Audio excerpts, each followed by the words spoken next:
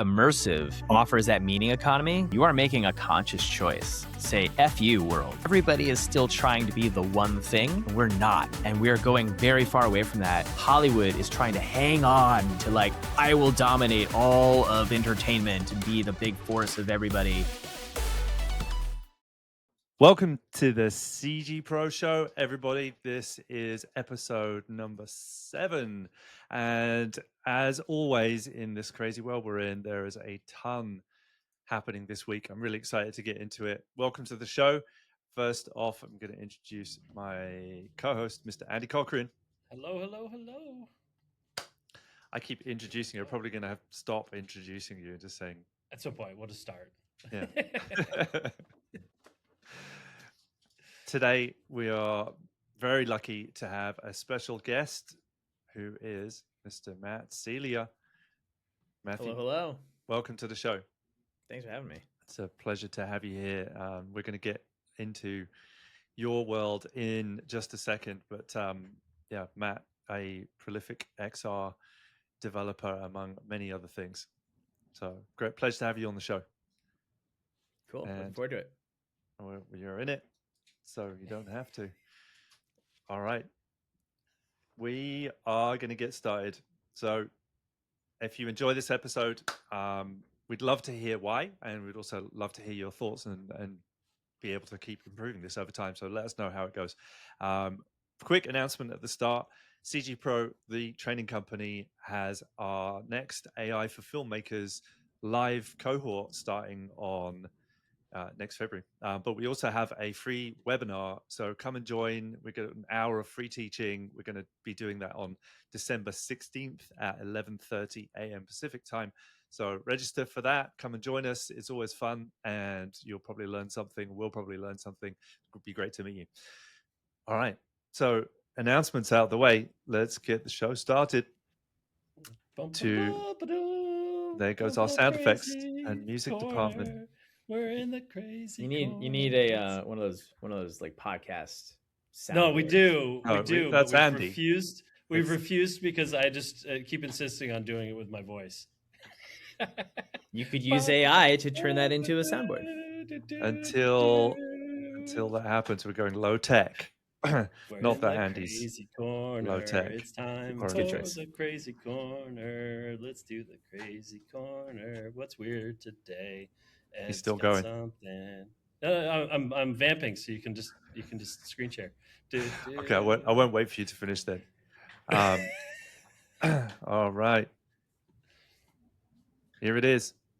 A Kickstarter that's going very successfully. I'm going to keep the sound off, I think, for this one. So this is an essential thing which the world must have. A special fluffy robot that you can stick to your purse, and it will look at people and threaten them, or whatever that means when it's looking at them. It can take you to the theater. Is this supposed to be a horror film? Do you guys ever get the sense that maybe we are just living in a movie that was made in the late 90s? Like by somebody whose brain is like half gone from drugs. Like this is all like the stuff that's coming out is the most dystopian of dystopia. Why? Like this is I feel like I'm in an episode of Black Mirror watching this. But so look fluffy. at that. Look at that. Like wow. And especially this. Why CCTV cut to that shot is the best one. For sure. And this like dystopian watching theater, in a movie theater all alone with your like, oh my god, falling this is asleep. Like... But they find each other and they hang out with each other as well. I think it gets worse if you. This can't be real. Like they set their goal at like $4,000. Yeah, like and $4,911. $138,000 with 40 days to go. Yeah, I think they're good. It spontaneously turns to you, and its innocent gaze instantly lights up your heart and your day. This is, wow. No, bravo. No. Horrible. No, thank you. Okay. Crazy. Horrible. Matt, did you have? Did you have here. one? So I got one. This comes from a friend of mine, who's a brilliant developer.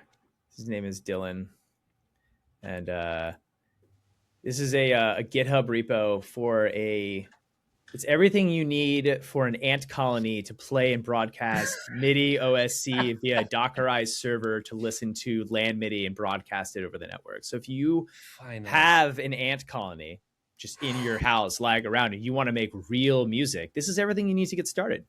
So what does it do? Oh, It no, turns good. the, No, like, good. It's ant not just MIDI, it's movement. OSC too. So yeah, it's that's OSC. good. So you're gonna want so OSC. he has this. He has all the stuff here. I wonder if he has the website address here. What does it do? Does it turn the motion of the ants into MIDI? Yeah, and so it plays music, but also I think he has used it to generate hash keys for cryptography. Amazing. Because it's the ants are very lava lamp. Yeah. random. Yeah, it's a Cloudflare lava lamp, but with ants. A biological noise generator. Yeah, finally. I'm gonna. This is put important. some- This seems I was important. This I was seems talking more to him important about than this, lava. and fun fact is he started this project thinking it would just be like a throwaway weekend project, but ants, it turns out, live for a really long time. So I think he's going on many ants for many years living in his tiny New York apartment. And I really just the image of that in my head is just wonderful. Wait, this is the plot of Pi. This is Yeah. This is literally, dude. Keep him away from drills. This is risky stuff now. Yeah. So that's my weird thing of the I week. think it's great. I think that that, one wins over the fluffy Let's weirdo that we were just showing. let's post the link to that in the chat for everybody. Matt, if you toss that in, Absolutely. I have to go get an ant colony now. Yeah. All right. Well, Always wanted that was one. crazy indeed. So we've got a guest. His name is Matt. We need to talk about his life. Matt. I'm really gonna miss it if we ever It's a do good switch theme. to that. If we ever soundboard. do actually invest in a soundboard, just the 3 minutes it would take us to replace me. Maybe less. Welcome, Matt. Name and occupation. My name is Matthew Celia, and I'm the co-founder of Lightsail VR, which is a boutique production company studio that specializes in immersive content. What's one thing not on your LinkedIn that you think is cool about you? I'm a really avid barbecuer, and I really love barbecuing meat. All right, Nice. what part of the country are you from? I'm from New Hampshire, which does not have a robust Famous for barbecue. barbecue. No. No, lobster. Lobster. Barbecued lobster. Maine, I mean, Maine. you know, Maine, close. but still good eaters. New Hampshire doesn't really have anything anymore. No. That's why I left. Yeah, no. But which part? One of my favorite little things is getting people from different parts of the South to start fighting each other about rub versus smoke versus whatever. Yeah, but I think that's the beautiful thing about barbecue, right? Is it's so personalized and it's so individual and it's so like there's room for everything. And I'm very much against the monolithic culture, like this is the thing that's everything. Like I love the individuality of it all, and I love that connection of like place to food. Yeah. It's why like LA is a food city more than New York, even though New York has amazing restaurants. LA, as Jonathan Gold would say, the LA Times, he'd say people here cook for their neighborhood. Yeah. And I love that. And I think that, for me, cooking is a love language of how I connect to people a lot of the times, because sometimes I can really delve into like the real nerdy technical, and I feel like it's like borderline like autistic. And then, but food is something that brings everyone together. And it's like kind of how I express like my love is like, I'll cook a meal for you. So like if you're having a bad day, call me up. I will make you something and you will feel better. I look forward to it. Are you a smoker, a rubber, a saucer? You're just sort of whatever. So I definitely have a rub that I like to use. Okay. And different rubs for different meats. You want a little more black pepper if you're going beef. You want a little more brown sugar if you're going pork. Generally, I'm a light on sauce kind of person, but always smoke. Okay. All right. Your swath, your alliance has been declared. Yeah. I'm a big Kansas City fan. I like that part. There you go. I was going to say that's little Kansas City there. Yeah. So, horrible question next. Where do you think the media industry, entertainment industry is going, given this crazy moment that we're in. Yeah. You know, we're undergoing a huge shift, I think. And I've been talking about this a lot. But shifts like this have happened before, and they've happened to other industries. And the closest thing that I can compare this to, I listened to an amazing podcast on The Verge about LimeWire. Remember LimeWire, Napster, the rise of all that stuff? Oh, yeah. It fundamentally changed the music industry, which up until that point, again, had been this monolithic pop cultural icon. Like they were just printing money. They were like, you want a boy band? Bam, $1 million. I can do that. Mm-hmm. Like it was a crazy commercial machine. Mm-hmm. What the democratization of sharing music did is it devastated that industry, but also gave rise again to the creator to connect to audiences directly. The good of that is that I feel like we have a much more diverse music scene than we had in the late 90s, right? Like if you look at even if you look at the Grammys, which arguably is probably the most commercial of all music, right? Mm-hmm. But you look at who's winning now over who won then, like it's a very wide array of different musical tastes and artists and genres and backgrounds. I think we're going to see that same shift in movies. And the thing I say that is like due in large part to the rise of AI solving the production quality gap, just like GarageBand solved the music quality gap. Now anyone can make stuff that looks good. So let's examine what that looks like for a second. If anyone can make stuff that looks good, right now, people who make things that look great command attention. Like you're just scrolling your Instagram feed and you see like a car flipping over and turning on fire. You're like, whoa, shit, that's cool, right? Like amazing. But like, does that mean anything to you? Does that like strike your chord emotionally with anything? Probably not. It just looks cool. Imagine everyone in the world being able to make stuff that looks cool, how desensitized we are all going to get to all of this content. Yeah. So then what are we gonna hunger for? What do we need? We're humans. Yeah. We've been telling stories since we like 10,000 years or before. Like this is innate to humanity. I think we are entering, and I stole this phrase, by the way, the meaning economy. I thought you were going to say barbecue, but I mean, that's where I find meaning. But we've been in this attention economy for the last decade. I think ever since the rise of social media, where it's just like ping, ping, ping, ping, ping, ping, ping, ping. Arguably 15 right. close to 20 years now. Yeah, 15, 20 years, right? So I think, though, that audiences, I think they're going to rebel. And I think they're starting to already. And you're seeing that as like people like are starting to print like made by real humans, or like, hey, let's slow down, or let's do a movie with just one shot in it, you know? Yeah. And that's gaining traction for people. And for me, what sparked my interest in immersive a decade ago was that. I've always been a filmmaker that has been much more substance. And not to look, these are not mutually exclusive. I have a lot of respect for the really cool stuff that's being made. And Lord knows, like, I wish I could make some of it, right? There's so much talent there.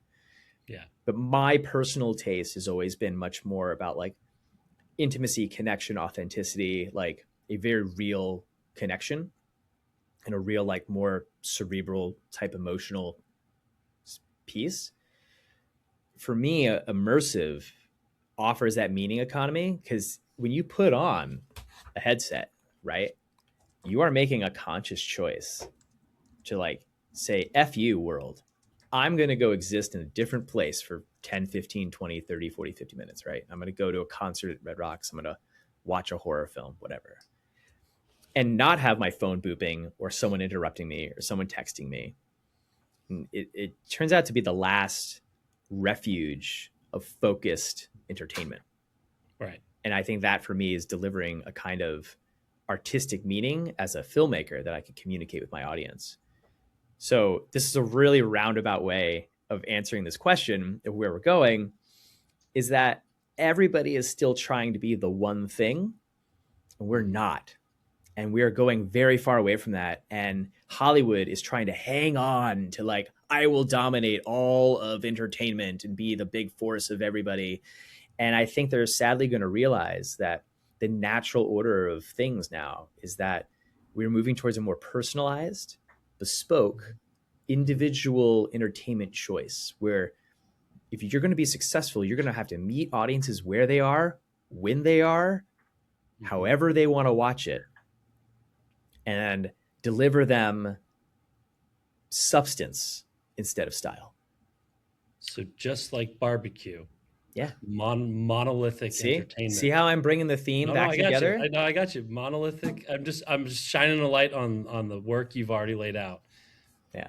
Just like barbecue, the entertainment industry is going to see the end of monolithic entertainment, where it's everyone's listening to the same songs, watching the same films, reading the same comic books, same books, etc.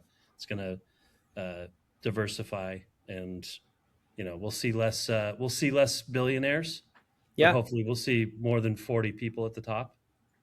Which is name every working Hollywood director. And if you get more than 50, I'll be surprised. I think ultimately it's good. My editor is in several bands, and she knows a lot of people who make a decent living just with Patreon, playing music. Yeah. They're not going to be billionaires, but they don't need to be billionaires. They're comfortable. How much money do you really need? 400 million? What are we building? We're building a robot cuddly toy. Build a family, just to raise a family and have a nice life and be able to cook some barbecue every once in a while. How much do you really need? Well, which is a perfect segue to our next section. This is a segue. This is a transition into today's topic. And is Immersive doing okay? Is Andy doing okay? Is Immersive doing okay? Is the subject of the week. How's it doing? Doing great. It's a clickbaity headline, but it is. Yes. I mean, okay. The problem with Immersive is Here we go. There's no economy. Yeah. Right? That's the problem. True. There's no ticket sales. There's no advertising on platform. There's no monetization. So if you're talking to folks who are asking for what is the business ROI, why should I sink $1 million into a project? They can't answer that. I was just at Apple. They were doing the song and dance over the Vision Pro and the Apple ecosystem. And it's all very, very cool. It's all stuff we've been working on for a decade. But the one question they don't talk about and they skirt around and no one answers is, how do we make any money at this? And at the end of the day, right, we do still need to make enough money to buy barbecue. So you can't be outlaying, $1 million to put something awesome on the screen and then not have a way to make that back. Yeah. You take a project like D-Day Camera Soldier, which is from Victor at Targo. Unbelievable project. Probably the best thing I've seen in Immersive all year. Blends documentary, 3D rectilinear with full CG, with AI enhanced 3D images, with 180-degree video, with interactable objects that are photogrammetry.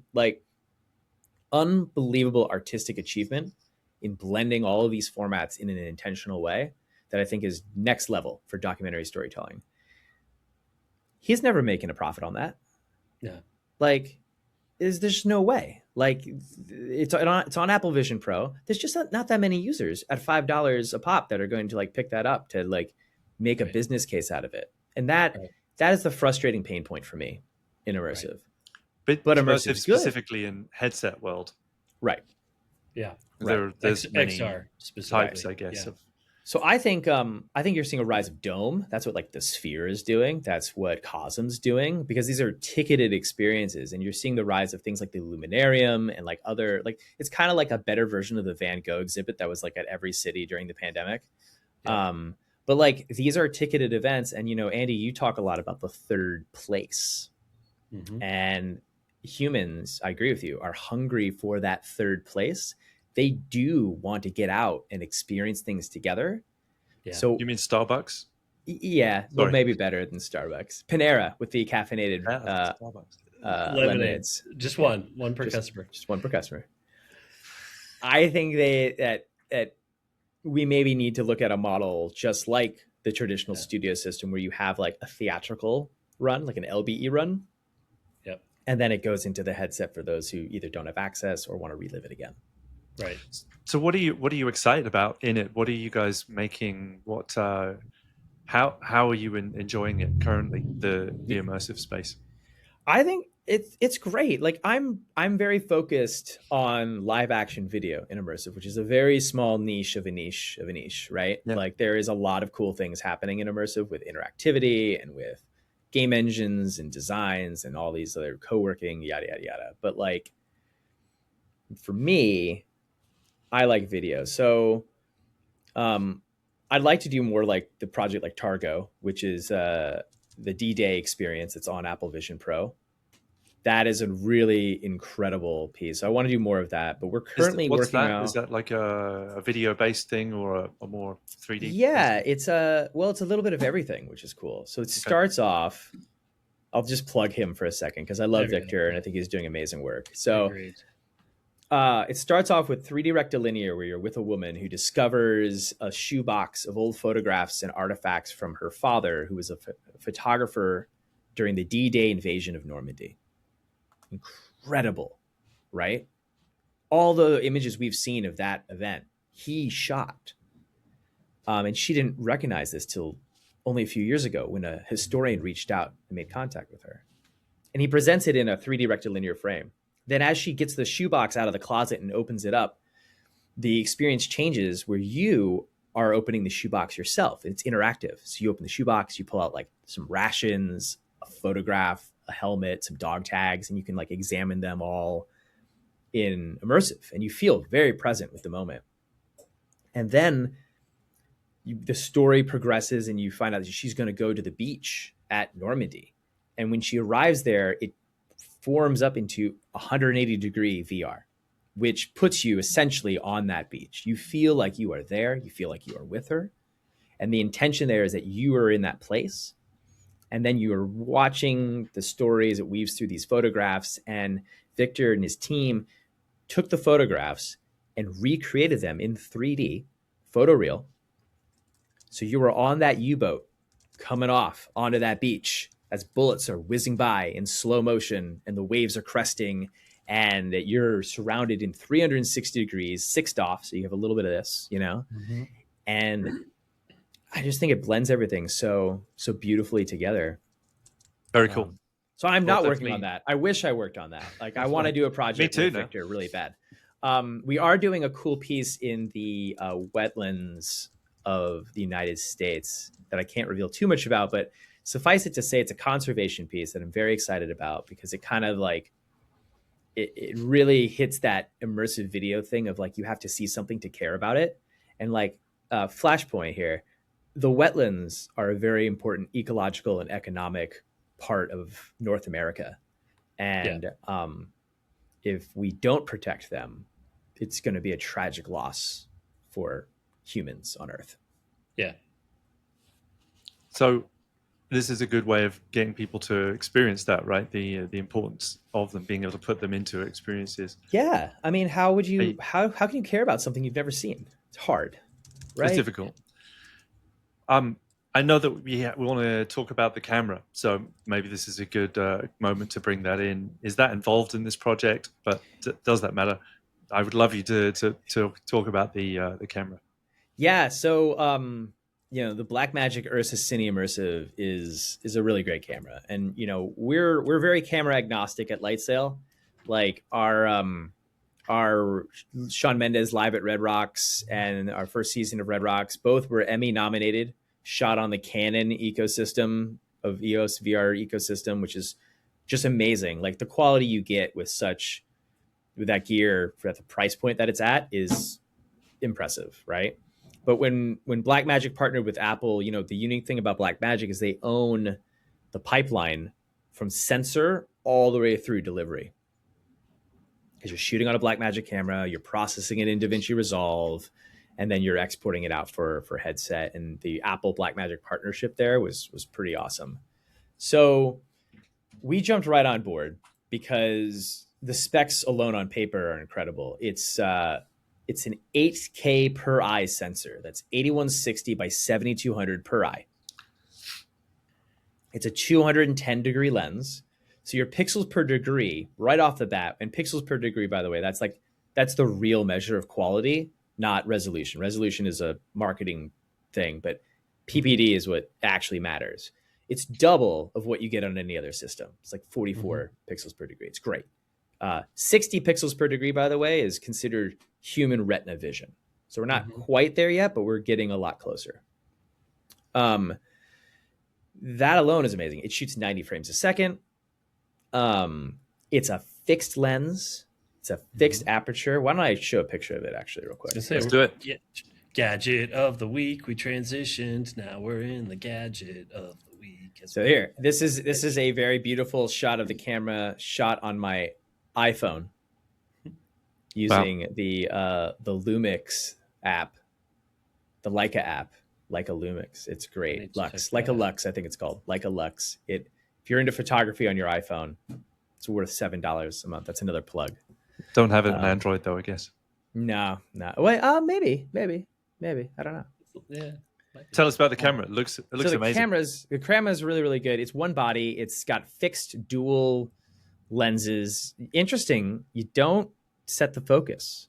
There's no focus. It's just fixed. It's whatever minimum distance to infinity at all times. It's focused out at 6 feet 7 inches, and it's an f/4.5. So it's not like 1,000% sharp forever, but it's 1,000. It's like really sharp in the range of where people are going to be. So I would say anything between 2 feet to like 30 feet, the camera is tack sharp. But the reality is after 30 feet, you're not really seeing detail anyway, right? It's textural. But I know people who shot landscapes, you have to do a little bit of post sharpening and stuff on it. Interesting. It's a really good camera because it's also got a lot of professional features in terms of like SDI outputs.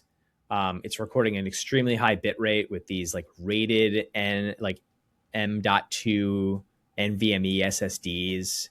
The data rate is crazy high. It's something like 1.3 gigabytes per second of footage. There you go. Yeah, nice. Yeah.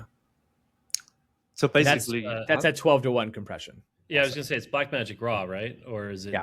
Yeah. Nice. Yeah. And what's the live to headset situationship? I mean, so that's a great question. Yeah, monitoring it is an interesting concept, right? It's quote unquote coming soon, right? Got it. Yeah. The camera's been out a year, or no, 6 months, right?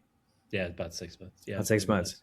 Maybe we at Lightsail, we don't want to wait for this stuff, so we've built our own. Nice. So we've profiled the lenses, we created ST maps, we built a pipeline using Assimilate Scratch Live Effects that like basically takes in the output. And what's cool is you have two SDI outputs on the back. So one of them is doing the dual fisheye, and that we pipe into a Quest headset. Cool. And then the other one we have doing just like a single lens cropped view, like a center crop, and we pipe that out to all the flat screen monitors on set.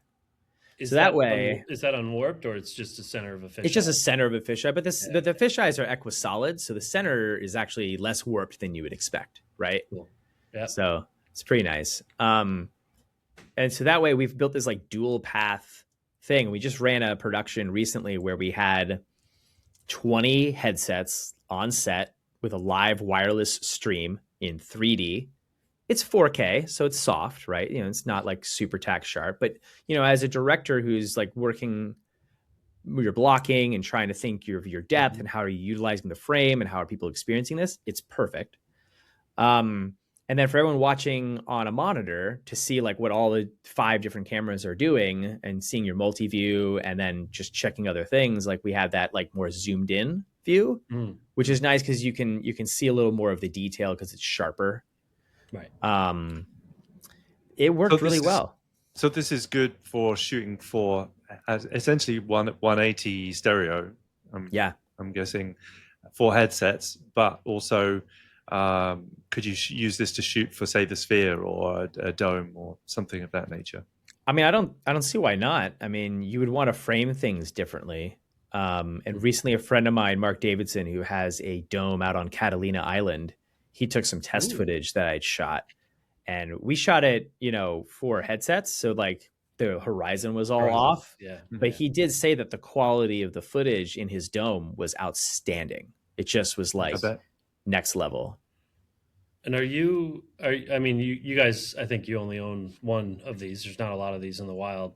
Are you finding it is sort of visibly better than the other systems you've been using, like the Canon, stereo? It is visibly better. Yeah. And that's just because the tech specs are better, right? Like it's shooting at 4x the resolution, right? Because it's 8K per eye. There's 2K per eye, roughly the max of headset world at the moment. Kind of. It's like weird when we talk into Ks.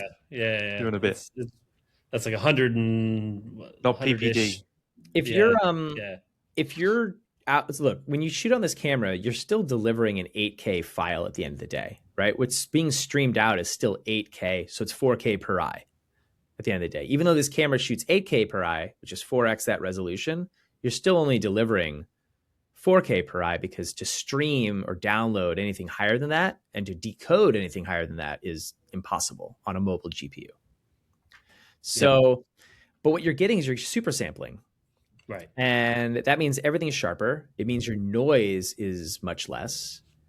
Your color information is much higher. It's higher, even though it's raw and you at 4x4 anyway. But it's just overall, it's good. But I will say this, though. It's a $30,000 camera body. I was going to ask you that.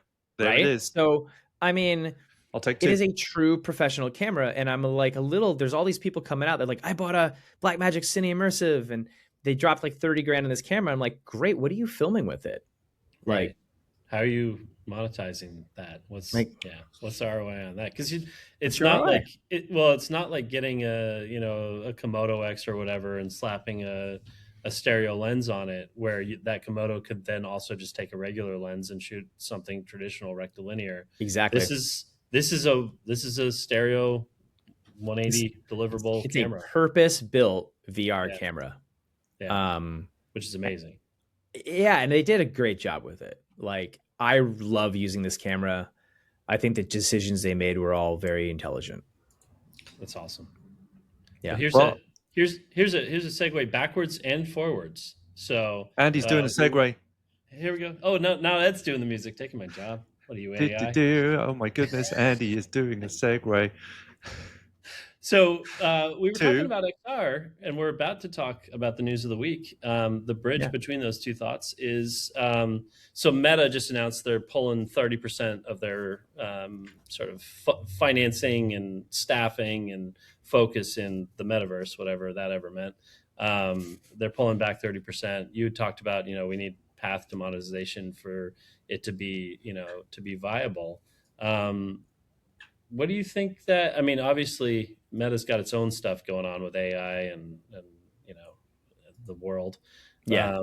What do you think that does? Do you think that has a tangible effect? And also, let's talk about the fact that Meta is investing, or has announced they plan to invest hundreds of millions of dollars into converting traditional rectilinear 2D films into stereo 2-view and headsets, which is both Apple's kind of big push is like, just watch movies. And, this is a great way to watch movies. It is the best 3D screen ever on the planet. Yeah. Right. It really is. Like, it blows everything away. Everything. Like, even like James Cameron's theater, you watch his best projector and then you put on a VR headset and you go, oh no, the VR headset's 10x better. Yeah. There's no crosstalk. Your brightness levels are perfect. Your distance from the screen is, everybody in the audience has the exact same best view. Like, so your depth budget is perfect. Like, everything is really, really good about it. I always take news and rumors with a grain of salt. There's always a hint of truth to them. And then there's also always a hint of like, you're just like getting clicks, right? And so like, if you really break down that news and you look at it, it says, okay, so they're going to pull back 30% on metaverse related stuff. But like, metaverse is a huge, diverse like concept and ecosystem. So where is it? In live action video? Is it in gaming? Is it in sports? Is it in training? Is it in recreation? Is it in like, Meta has their hands in just about every corner of the market because the Quest is so popular and has Right. so many different use cases. And maybe, I don't know, like I would follow the data. Like, what is popular? What are people spending most of their time doing? And I would argue that folks TikTok. like Meta and Apple are seeing that there's quite a few more users engaging with video than they expected. Yep. Yep. Been a crazy week, right? I mean, industry wise, we've seen a couple of really big things happening, from the Netflix Warner bid. Which side of that conspiracy do you guys sit on with the Netflix deal? There's the Netflix is just trying to buy Warner Brothers, HBO, Discovery, and that's the end of the story. And then there's the conspiracy that is they know it will never go through, so they're basically just hamstringing Warner Brothers for a year to a year and a half with like an expensive holdback kind of. Yeah, and I think there's a like, if the deal falls through, Netflix gets $5 billion, 5.7 billion or something like that. Wow. So there's this whole conspiracy theory now. It's a good deal, right? Yeah. It's a good deal for Netflix is just trying to hamstring the competition. I think it's good. I mean, I know a lot of people think it's bad, and yes, there's a good argument that it's bad, but like Netflix could use a studio and they could use some of that IP. And I actually I like Netflix. Like when HBO canceled Sesame Street, who rescued Sesame Street? Netflix. When talk shows got canceled, who rescued the talk shows? Netflix. When rom-coms weren't popular to make and the $30 million movie kind of disappeared, who rescued?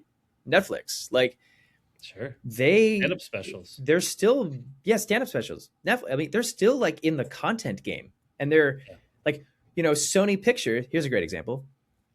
Someone at Sony decided to pass on K-pop Demon Hunters, a, coming of age story with 3 female foreign-born people like being superheroes, right? From a studio that delivered Spider-Man, like great animation.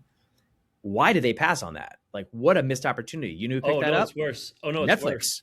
It's worse. They didn't pass on it. So they paid $20 million or so to make it and then just sold it to Netflix.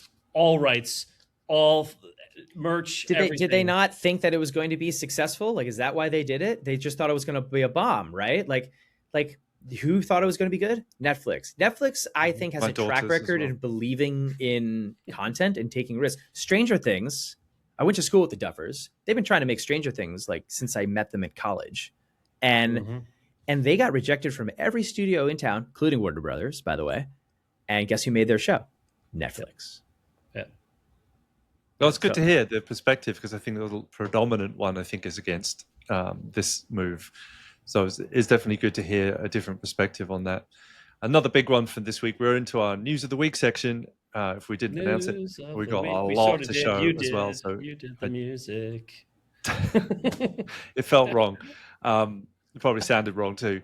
I'm excited about Paramount too, by the way, just to say, like, I don't have any sides on this story, I think. Great. Both good options. Yeah. So we have a whole bunch to show in this section and show as well. So real quick though, Disney signing a deal with OpenAI and simultaneously suing Google for IP infringement. So the millionaire got mugged in the alley, and as their watch was being removed and their wallet had already been taken, the billionaire said, "Hey, what if I go to that ATM and give you more money?" That's my take on the Disney deal. It's just like, what planet does going from suing or threatening to sue somebody for stealing all of your IP in the most obvious manner and monetizing it without your involvement to paying them $1 billion? Is it monetized though? Like, the stuff you put on Sora is not monetized. It is in a weird way. No, it is in a weird way, right? Where as it's trickling through all of the accounts that repost shit that are monetized, and as everybody's, so it's like, it's definitely monetized for someone. That's what I mean. Like, there's monetized for somebody. Are millions and millions and millions and millions of dollars exchanging hands? Yes, advertisers are paying platforms who are paying a little bit to creators. Yeah. So it's no, like you're right. it's monetized. It's laundered IP theft, but it is absolutely Laundered IP theft. Because I mean, Yeah. I think that the rise of the role of AI in generative AI in doing the rise of fan fiction and fan stories. It's like what showrunner is doing, right? Like it's cool because fans can like get deeper into these worlds in a way that they couldn't have before, and they can produce that content. It's still all derivative off of like the original idea in IP, but like It's not new too. It's not new. It's been going on for a long time. It's just, this makes it more efficient. People have been making Star Wars fan fiction for ages. Yeah, but Disney has made a reputation. Disney's the Metallica of film, right? Where they just beat the heck out of anyone that they possibly can to make the most public display of. There was those people that made that horror film that they filmed at Disneyland. On the fly. Disney loved that one. They definitely encouraged people to play with their IP. They certainly haven't spent probably at this point hundreds of millions of dollars trying to get the Copyright Act, extended. They finally ran out of gas. But I mean, it's a really odd one, and producer Jackie just found the financials of it. So Disney's not just giving them $1 billion. Disney's getting a 0.2% stake in OpenAI for $1 billion because OpenAI has valued themselves at $1 trillion and plan to go public. But I'm sorry, they got mugged and they offered to go get more money to their mugger. It's insane. Speaking of AI, we got some stuff to show. I know there's a couple other things to talk about through this as well, but I'm going to flip us into a showing AI moment. So this is one thing that came at us this week, which is the Ubisoft Cord is the name, PBR material generator. They released it in open source, but it's only for research purposes. So I'm not quite sure how that works, but you can use it. You can download it. You can go to Hugging Face, get the model, come into Comfy UI, which is what this is, Comfy Desktop, and drop in a file. I just grabbed a picture of a tile off the internet and ran it through. And there you have. Is it making seamless? Is that part of the workflow? Like I haven't got that far into it yet. Okay. To make it tileable, I haven't got that far into it. Even like Substance Samplers would be the sort of commercial version of this, which is great. And I use, I don't know, haven't got that far into it, and it's only for research purposes. So you can't actually use this in your project yet. Speaking of research purposes, Comfy UI UX designers, please pay attention. See how you can see visually how every pipe leads to its output. And just looking at this, you understand how the flow works. Wouldn't it be nice if everything was like this? And rant. Thank you for taking up my obsessive compulsion to try and change the world. No. I share it. I literally spend time doing this just to understand some of the workflows. Yeah, me too. Every time I get a workflow, this is the first thing I do. I won't do anything with it until I do it. And when you do it, you understand how it works. If everything's hidden behind, you no idea what's. You should put all 5 of those outputs on top of each other and on the left. Let's do it. They're the most important. There we go. Yeah, no, that's a proper one now. There you go. Now it's Comfy UI. There we go. Let's put the input over there as well. I look at like most Comfy UI graphs is like that meme from Always Sunny, like who is Pepe Sylvia? Yeah. Producer Jackie just weighing in. The first stage generates seamless, tileable 2D textures from text prompts. So if you feed it a text to texture instead of a image to texture, it will be seamless and tileable. True. That's cool. Yeah. Well, this is actually kind of cool. We used to use Crazy Bump and all sorts of stuff to try and get bad versions of this. So sitting of friends who've made these several years ago, and obviously there's substance sampler. So it's good to see that sort of progressing. Unreal Engine hotfix was another one. I go see the list of things they fixed. That's about all I've got to say about it. But there's a hotfix. Go download it. Speaking of Unreal Engine, I in Comfy just real quick made a depth map of a picture here. This is Nano Banana getting the little CG Pro logo into stone. And CG then Pro's been around a long time. it has millions of years or thousands or whatever, whenever the Mayans were around. Turned it into a depth map and then into That's pretty high res, piece by of the way. 3D. It's Oh, not bad. man. It turned out pretty well. I just Yeah, wedged it into a 3K? little scene. Wow. Yeah. Nice. So some having Comfy, using it for different purposes, I guess, making bits of 3D out of it, and there's still things that I would like to improve, like my own logo. But that was fun. Love it. That's Just great. using That it looks for really something great. else. What else you got, Ed? All right, let's go. Let's do it. Cling, or which one should we do? All right, let's bring some more stuff in. Here we go. So we've got Weavy here. This is Flux 2. Was trying that out a little bit this week. Flux 2 in Comfy we showed, I think, last week, but here in Weavy, they've got it here in Weavy as well, which is just kind of an easier version of being able to use Stable Diffusion and other models. And I think a lot of people think that these simpler node graph environments don't give you as much control. There's actually a lot in Weavy. You can use LoRa's, you can load up your own LoRa's, you can do most of the models that are coming out. There's one here which I'm going to show, Cling Omni or Cling 01, isn't in here yet, but Flux 2, it was testing it in its kind of nano banana-ness, trying to make diagrams from imagery. So that was kind of interesting. It's a really good image. This isn't pushing it towards its photorealism, but it's a great model. So I have a question. This one here. How Go much ahead. Yeah. are you spending a month on various AI subscriptions? Like, how much of this stuff is like free and accessible and like open source, and how much of this is like locked behind a $200 a month per service fee? It really depends. So I just was working on a commercial that was pitch viz and generative AI, which I spent a lot of credits on.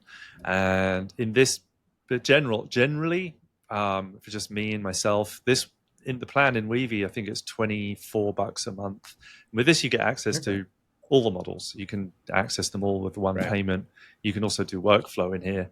That's why I like it so much, which you can also do in Comfy now that Comfy Cloud exists. So this one here, Comfy Cloud, just changed their pricing, which is a good segue to talking about what they did. It was $20 a month, and they just flipped on December the 8th to being still $20 a month is one of their plans, but it's now credit based. So once you've run out of your credits, you have to buy more, and they're pretty reasonable. But it is again a sort of accumulates in here.